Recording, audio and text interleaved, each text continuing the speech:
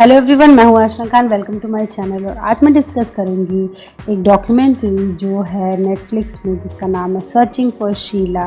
और ये जो है, अगर आपने मेरे चैनल को और भी देखा होगा तो आपने देखा होगा कि मैंने वाइल्ड वाइल्ड कंट्री रिव्यू किया है, जो कि बेस्ड है ओशो और माँ आनंद शीला की लाइफ पे। और आपने देखा होगा कि मैं माँ शीला आनंद से कितनी ज़्यादा फैसिनेटेड हो गई थी उनके कैरेक्टर को देख के। क्योंकि रियल लाइफ में एक ऐसी औरत को देखना जो कि बहुत सारे, मतलब इतनी एटीट्यूड और इतनी कॉन्फिडेंस के साथ जी रही। नहीं, मैं उनके क्राइम्स या उन जो भी उन्होंने गलत किया उसको सपोर्ट नहीं कर रही हूँ, बट रियल लाइफ में एक इतनी ज़्यादा कॉन्फिडेंट और लेडी को देखना बहुत ही ज़्यादा फैसिनेटिंग था मेरे लिए।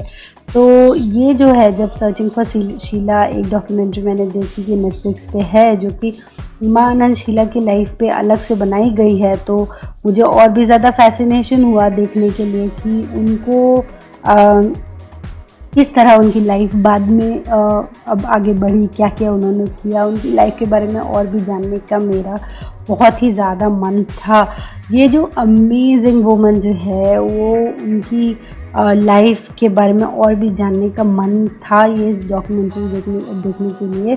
लेकिन इस डॉक्यूमेंट्री ने सैडली डिसअपॉइंट किया, क्योंकि ये जस्ट कुछ भी नहीं है कि उनकी लाइफ के वो इंडिया वापस आती हैं और कुछ इंटरव्यूज़ उन्होंने जो दिए हैं करण जौहर के साथ, और भी मुंबई और दिल्ली के हाई प्रोफाइल हाई सोसाइटीज़ में, पार्टीज़ में जो वो गई हैं, जहाँ पे उन्होंने इंटरव्यू दिया है, उनके लिए बार बार वो क्वेश्चन पूछा गया था कि उन्होंने वो क्राइम किए हैं कि नहीं किए हैं, क्या हुआ उनकी लाइफ में, क्या रिलेशन था उनका ओशो के साथ। ये सब कुछ भी नहीं, उन लोग बहुत ही डिप्लोमेटिक तरीके से उन्होंने ये सारे क्वेश्चंस को साइड लाइन कर दिया, और जस्ट एक बहुत ही फेक पिक्चर प्रेजेंट की, जो मुझे बिल्कुल भी पसंद नहीं आई। क्योंकि स्पेशली आप अगर वो सीरीज़ देखेंगे वाइल्ड वाइल्ड कंट्री, तो आपको समझ में आएगा कि किस तरह की बोल्ड और करेजियस औरत थी शीला और माँ शीला आनंद, और ये अब वो कैसी हो गई हैं। क्योंकि अभी हो सकता है वक्त की नज़ाकत है, उनकी ओल्ड एज हो गई है और अब उन्हें सर्वाइव करना है इस वर्ल्ड में। वो डिप्लोमेटिकली करेक्ट होना चाहती हैं, उन्हें किसी भी कुछ गलत नहीं बोलना चाहती हैं कि शायद लाइफ में वो फिर कहीं से ना कोई प्रॉब्लम में अटक जाए।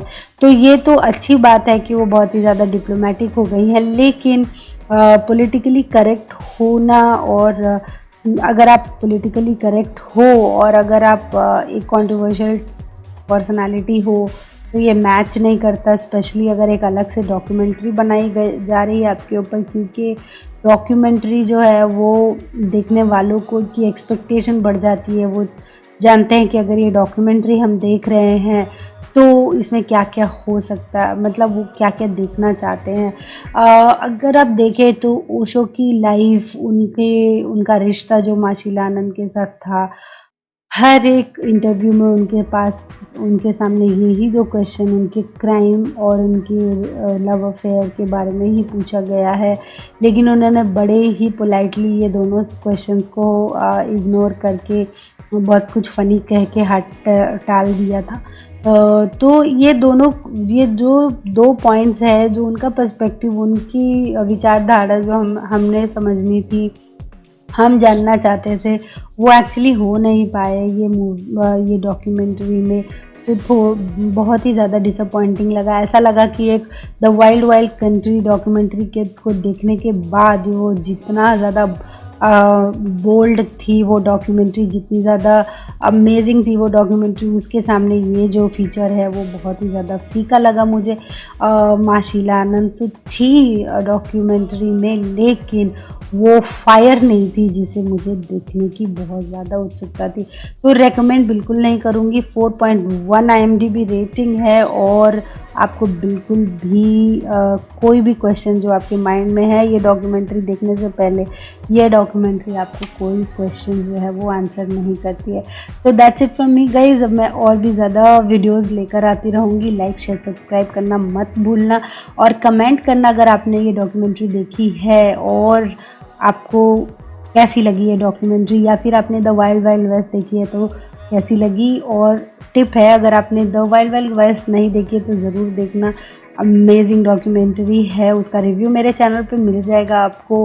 और भी है कि प्रियंका चोपड़ा सुना है कि माशीला आनंद का कैरेक्टर प्ले कर रही हैं एक मूवी में, तो उसके लिए भी वेट करते रहिए और आप फीडबैक ज़रूर देना और मैं बढ़िया बढ़िया वीडियोस बनाती रहूँगी। Thank you so much for watching.